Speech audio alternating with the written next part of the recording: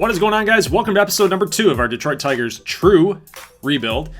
And just FYI, if you guys are actually looking for a franchise series, one that's showing game by game, some highlight reels, some trade talks, some actual like full-blown series type of thing, some gameplay series that you're normally seeing on YouTube versus just a rebuild like you've seen with speed rebuilds and whatnot. This is sort of like a hybrid.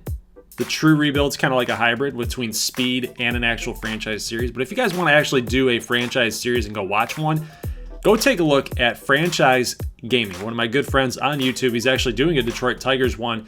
So head on over there, go check him out, drop him a view, give him a like if you like what you're looking at, and I'm sure that he would appreciate the viewership. All right, guys, so before we get started into this one, I just want to let you guys know what we are doing in this episode before we actually get started into it. We're going to drop right in with trade talks for Jordan Zimmermann, and then we're actually going to go ahead and move towards trading everybody else that's on my radar. So basically, this episode is based on trades at the trade deadline, and then post-trade deadline, I'm going to show you guys the new look Detroit Tigers and how those guys are going to be playing in gameplay against the Texas Rangers. And so it'll be fun. So guys, let's get right into it.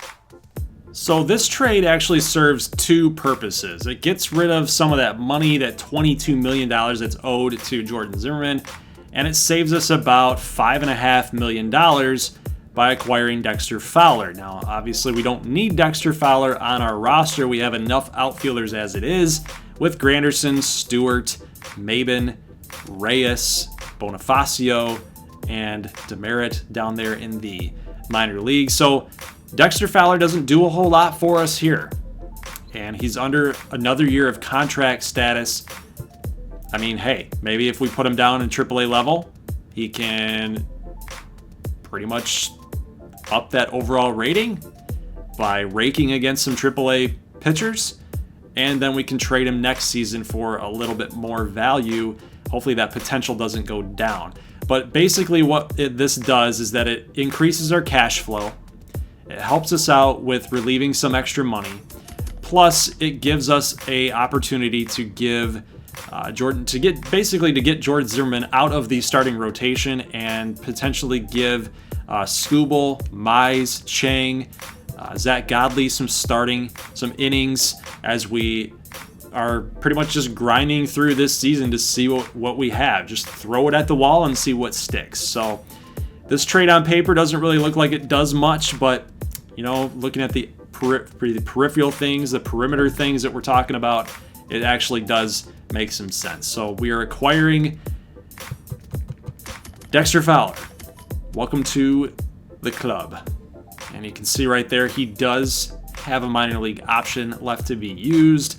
And, when you're looking at like $16.5 million that you're spending for this guy, I think what we'll do is we'll keep him up here at the big league level, and we'll attempt to get that hot streak that he's currently on. We'll let him ride out that hot streak and maybe bump that overall rating up a little bit, and maybe we find a potential trading partner near the deadline. We're actually getting some W's. We're actually starting to get some solid wins here. And as soon as I say that, in come the losses. And again, if you guys did not watch the Chicago White Sox rebuild, the reason why I leave the injuries on is because it adds to a sense of realism. But I also want to show you guys that these are popping up, that I'm not backing out and getting the result that I want to have happen. So I'm not fudging it up for you guys. So what you see is what you're getting. 32-53 for the Detroit Tigers. We had a better June, by the looks of it, than we did in May. I'm not even going to attempt to do the math on that, but it just feels like June was a little bit better. All right, so when we look at some of our guys here, look at Chang. Nice. 26 strikeouts, 10 walks, 3.62, 1.5. Man, got 2 quality starts in there too. He's doing awesome. He's doing great. Spencer Turnbull still with a 5.5. I think it's man, I hate to say it, but I think we might have to consider moving Spencer Turnbull to the bullpen. I really do. Next season, he should probably be a bullpen guy with 94 Ks and a 294, 129. I think you got to call him up. I think that we just don't even have an option anymore. I think you got to call him up, and maybe we're able to move on from him. You know, maybe we're able to move on from him and get something for his production. So we're gonna move on, and we're gonna put Zach Godley in, and hopefully this pans out. It did for Chang, so it could for Godley. He loses 9-5. Let's see what the damage is. What happened to Zach Godley? What happened, man? Did you suck? Did you suck? Not really. He went 4 innings, 7 strikeouts, so he got the Ks. It's just, you know, he only gave up 3 earned runs too. I mean, on 4 innings, I mean, might have had a lot of issues with pitch count. But hey, I think he did fine. And then Turnbull pitched a 1 1/3 scoreless with a strikeout. It might be where he better suits. We are getting offers from the Phillies, and whoa. This is interesting. Jojo Romero, a 68 overall pitcher with a B potential. Jojo Romero. He's pretty solid. He's pretty solid. And when we look at center fielder, Mickey Moniak. Mickey's pretty good. This sucks so bad. This sucks so bad, guys, because we're so loaded at outfield right now. I mean, DJ Peters he's continuing to move up. Like, look at his power numbers. They keep on rising. The contact keeps going up too. And man, that sucks. We'll just tell the Phillies. Here's what we'll do. We'll just tell the Phillies. We'll leave that on the table for discussion later. We're basically taking the risk that Matthew Boyd doesn't get hurt or perform badly and ruin his stock, because this is a really good offer. It's just not enough for me to say, yeah, let's pull the trigger. All right, so the Cubbies are interested in offering us a trade as well. Jonathan Scope for Brennan Davis and Ray Del Villar. Yeah, about that. We got a... Ooh, wow. Wow.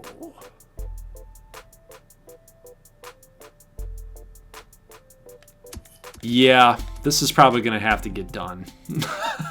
I mean, look at this. We got Brennan Davis with a 61 overall with an A potential. You can't pass this up. For Jonathan Scope, who's not really in our long-term plan. Yeah, this is something that we have to do. I don't think that we have a choice. I think the Cubs have given us an offer that we just can't really refuse. I'm going to make him an offer he can't refuse. Looking up Brennan Davis here, now this is obviously not against top-tier pitching, and it's going to be an interesting case to see how he does in real life with top-tier pitching, but he did in 2019 in 50 games and 177 at-bats, hit .305 in the minor leagues for the Cubs. Now, this was not organized AA or AAA level. This was South Bend. And, you know, he hit .305. And then 2018, he hit .298 in limited action. So when you look at Brennan Davis, he's pretty much got all the tools to make it happen. It's just when you talk about the mental aspect is, can he? And defensively, he's good. 68, 61, 60. Those are great numbers. And at a 57 with contact, and, you know, the power's not really there, but he's not going to be that guy. 6'4". He's a good player. He's a very good young player, a guy that we can work with. Like, this guy is going to be a pretty good pitcher. Plus, he's a left-handed thrower. I got to like this offer. I think we're going to pull this trigger too. Jonathan Scope, thanks for everything that you did, but we're going to pull the trigger. Looking at the All-Star roster, we do have one representative, and it is Joe Jimenez, and he's got 21 saves He's got 21 saves. Every team has to have one All-Star rep, and he is ours. And I guess we have one more. Jeimer Candelario somehow getting an All-Star vote, hitting .273 with 12 homers. I don't know how that warrants an All-Star appearance and All-Star selection, but hey, he's going to take it and put it in a notch in his belt.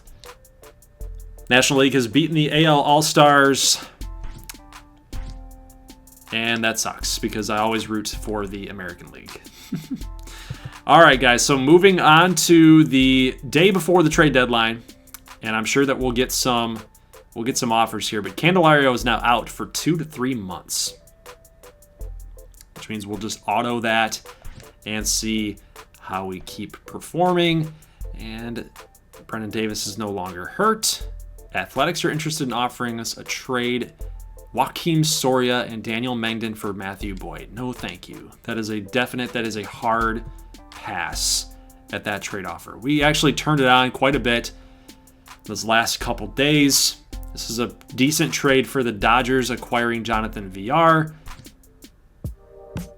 And we're sitting here at 42 and 67. And look at Xiao Xing Chang. 3.38, 39 strikeouts, 50 and 2/3. You gotta love it. You gotta love his production, guys. So let's get a stats update before we start talking about some of the trades that we might want to make. Reyes has started to come on a little bit, bumping himself back up to a 74. He's got .264 batting average, .262 for Castro. Cabrera, .266 with 9 home runs. CJ Cron, I think that might be a team lead at 16. Maben with 9. Everybody's around, kind of hovering around that 240, 250, 260 mark. Jake Rogers, this is awesome for Jake Rogers. Remember when he was a 70 overall player? Well, all this attribute progression has caused him to bump up to a 76. And I think a lot of that has to do with the home run totals. He's got 14 right now. Dal Lugo now up to 267. You like to see that, but Nico Goodrum at 233. Grayson Griner somehow managing to get 291. That would be amazing if he was able to do that in real life. Dexter Fowler still regressing, and I was hoping that he would perform a little bit better than he did, so we could move on from him in a trade. Maybe we can package him somehow, but it's $16 million. That's gonna be tough to do. Jordy Mercer at 308, and then Curtis Granderson at 278 with 11 home runs as well. So Grandy is performing, and I like what we're doing here with the offense. Things are starting to come together just a little bit. Slow progression, but progression nonetheless. Pitching, one of our favorite things to discuss when we're doing MLB The Show simulations. Everybody sucks. The ERAs are terrible. Matthew Boyd up to a 4.11. Fulmer, surprisingly, has a 4.5. He's got a 4.5. Norris at a 5.08. And then Zach Godley, we thought he was going to get some good numbers there, but he actually increased. I don't know how that happened, but he actually increased to a 77, or from a 77 to a 79. Don't know how that happened, but it did, and we'll take it. We'll take it. At a 3.88. He might be a nice little trading chip to somebody that's looking for some bullpen help, but maybe I don't know. I'm thinking we got to keep Spencer Turnbull. Guys, while I love myself some Victor Reyes, and I think he might do some good things for Detroit, he had a good year for us near the deadline at 264, but the 308 OBP is just not acceptable, guys. It's just not good enough. 11 stolen bases. You're going to get your stolen bases from Victor Reyes, and at 25 years old, I may regret doing this trade. I may regret doing this, especially as a switch hitter. He's starting to come into his own just a little bit, but the lack of power is concerning for me. And at 6'5", 215, you would think a guy that's got that kind of size would develop some power numbers, but it doesn't look like that's ever going to happen. At 35 and 33 power, it could get to about where he's 30 years old, and you got 5 more seasons out of Victor Reyes. He's good defensively. is purely contact only, and I'm thinking about trading him away. We need some middle infield help. We need a guy that's going to be a middle infielder of the future, and Tommy Edman is a guy that I love. Tommy Edman's game. He's versatile. You can play him anywhere. Second, third, he can play any outfield spot that you put him in. He's also a switch hitter, so we're not losing anything that way. He actually has more home runs than Victor Reyes right now. The batting average is not so good, but, you know, he's only got 2 years in the big leagues, kind of like Victor Reyes does. And he's got a ton of hot zones. If you guys have watched Tommy Edman play, this guy has a high motor. He never quits. He never stops.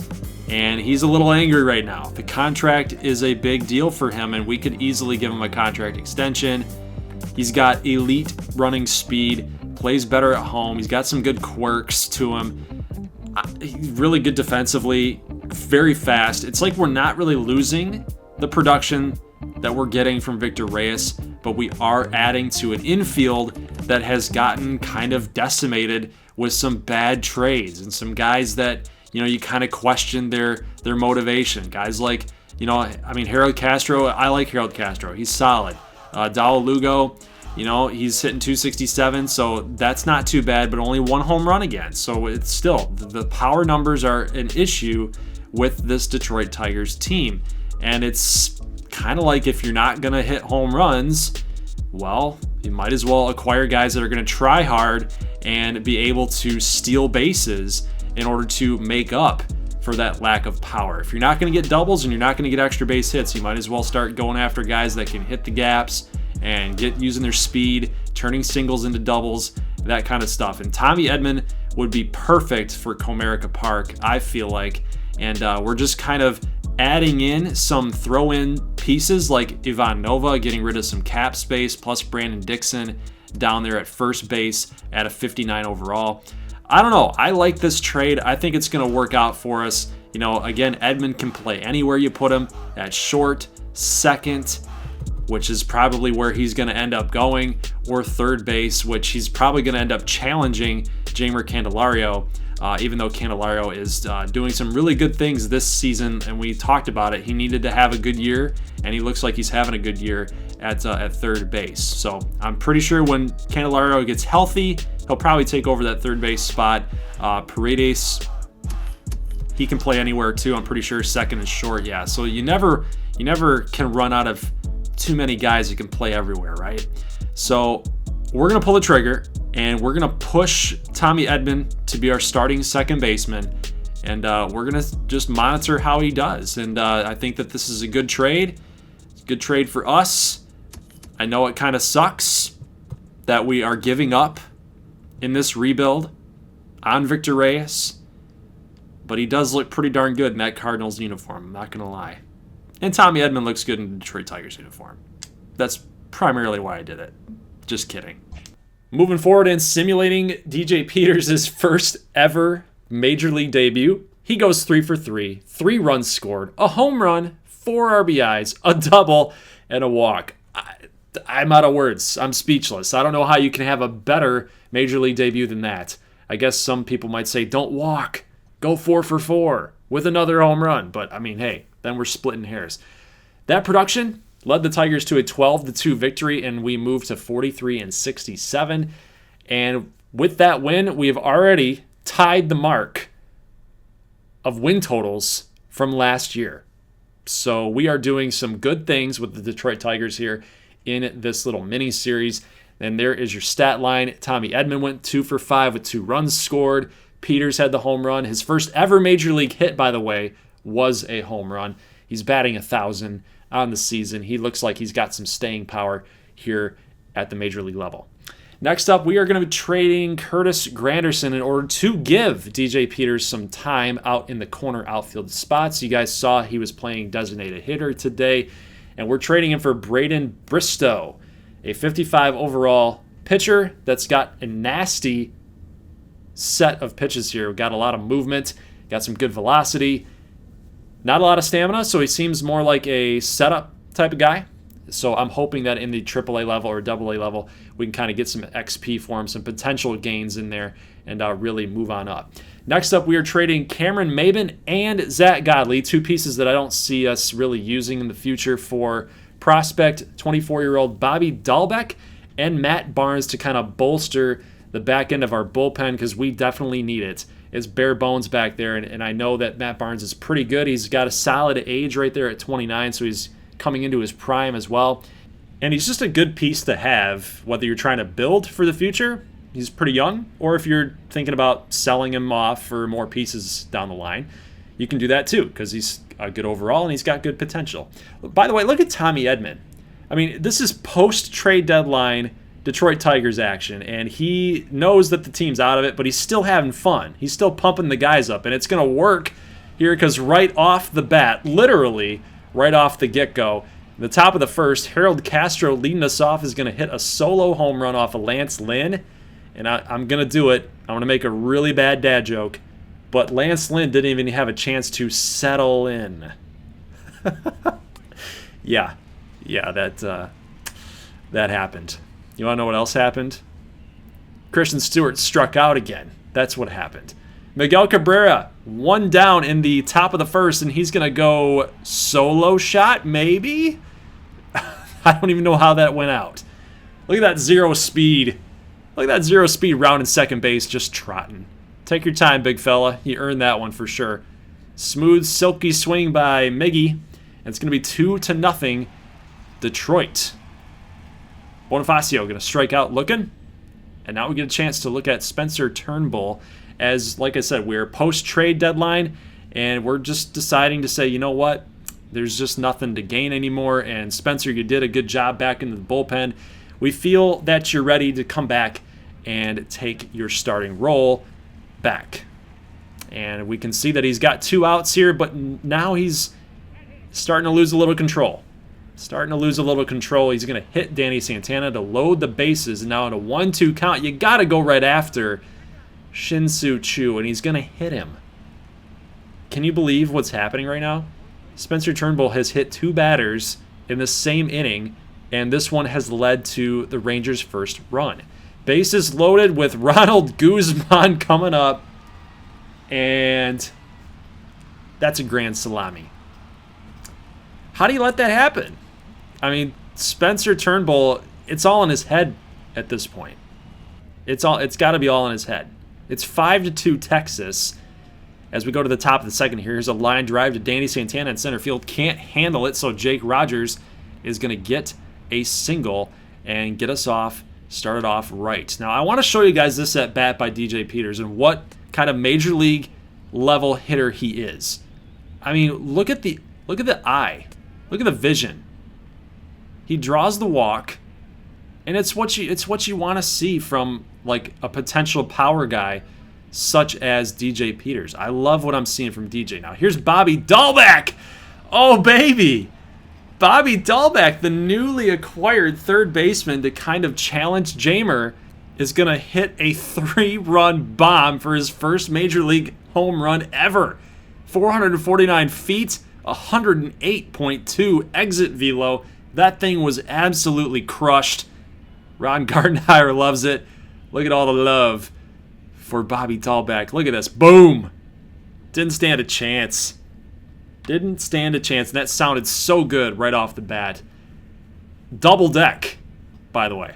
I mean, that thing was absolutely smoked. And we know that Dahlbeck has the power. He's got power. And that's why we wanted him here. And again, we acquired him because I want to see if anybody can challenge Jamer Candelario at third. You know, I'm a believer to an extent for Jamer, but I would like to see a little bit more from him. And of course, Dahlbeck could be that guy. And plus, Jamer's hurt right now, so you know we kind of need a guy to step in. And watch this tag by Tommy Edman. The throw by Jake Rogers, yes, it was great. It was good because it got there, right? Well, it was a little off balance, but look at the snap tag on Joey Gallo by Tommy Edman. So the slick fielding second baseman's going to pull his weight here. But Turnbull, I mean, thank God, right? Thank God that we did get the runner out. Otherwise, it would be a 2-run shot instead of a solo shot. So Turnbull gives up another home run, unfortunately. And I'm starting to regret the decision to put him back into the starting rotation. DJ Peters up, and he's still showing off that really good vision. The batter's eye. He's got a 3-1 count here in the top of the 4th, and Lynn is going to walk DJ Peters. And so now he's got 2 walks so far on the game. And Bobby Delbeck is going to be swinging and missing, and Lance Lynn, the veteran, gets the rook with the hook. It's something that's a common pitch against rookies, especially when they haven't seen. They don't have a book on the starting pitcher that they're up against. So that's a really good pitch choice and location for Lance Lynn. Base hit for Harold Castro, so he's continuing his hot streak. He gets on base one more time, and Lance Lynn taking this one off the legs. He will be fine. He'll stay in the game.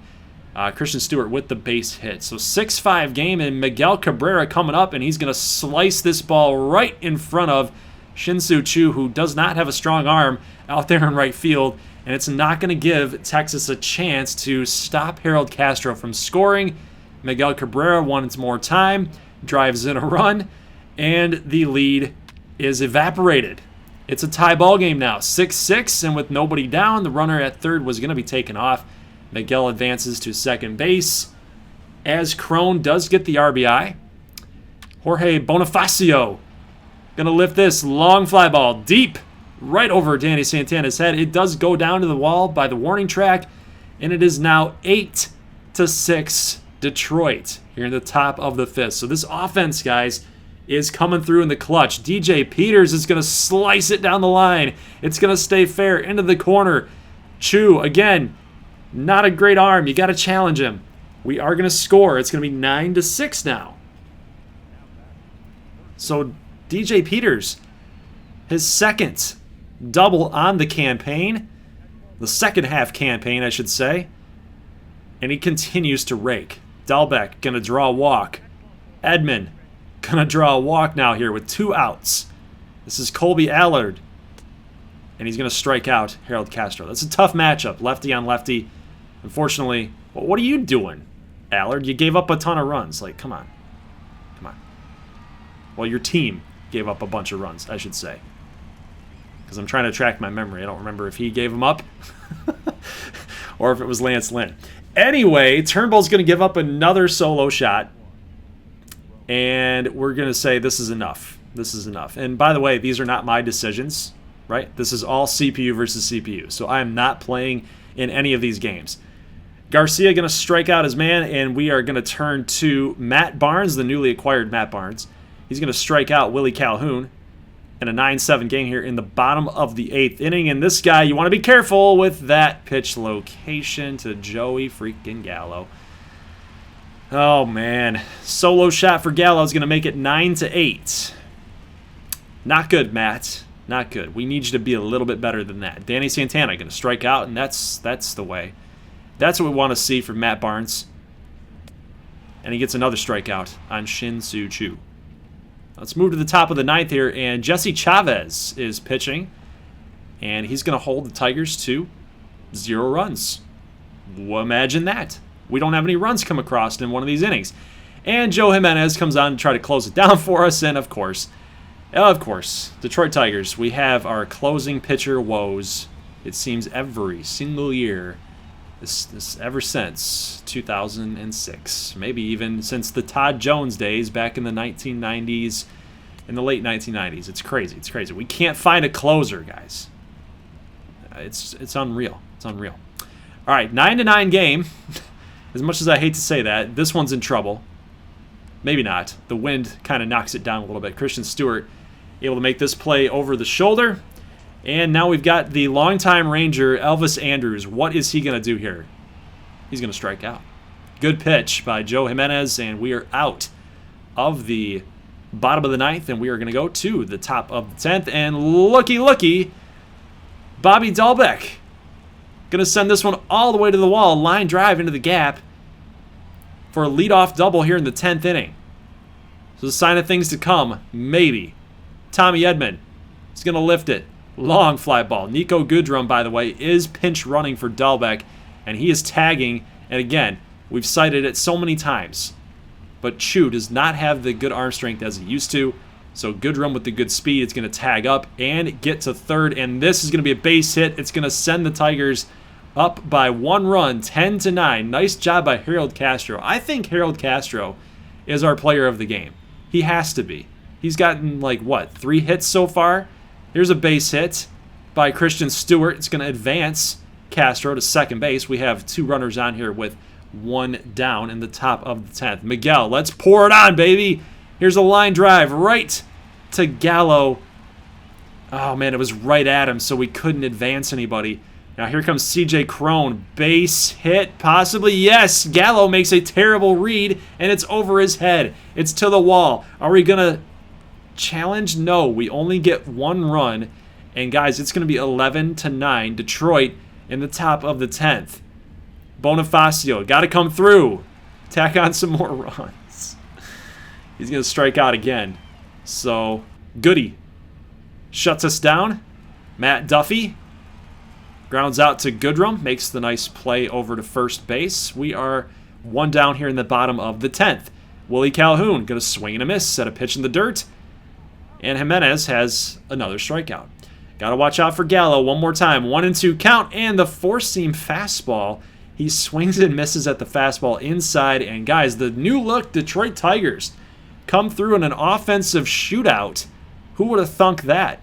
We talked about how the Tigers have had power issues and dating back to last season. So it's kind of really cool to see that we won basically because of the home run ball. Our pitching from Spencer Turnbull, it seemed like both teams, it must have been the humidity in the air down in Texas. I don't know what it was exactly. So I'll give Turnbull another go.